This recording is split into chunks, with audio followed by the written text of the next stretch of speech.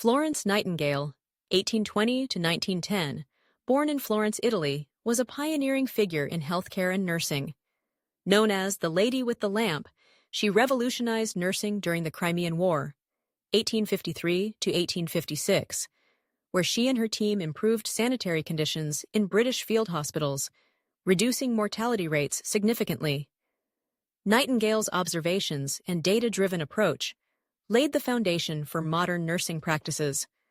Her 1859 book, Notes on Nursing, became a cornerstone of nursing education. She also established the first professional training school for nurses at St. Thomas's Hospital in London, advancing the role of women in healthcare. Beyond nursing, Nightingale was a skilled statistician who used innovative data visualizations, like pie charts, to advocate for healthcare reforms. Her efforts influenced public health policies worldwide. Florence Nightingale's dedication to patient care, education, and reform reshaped healthcare, earning her lasting recognition as a symbol of compassion, professionalism, and innovation.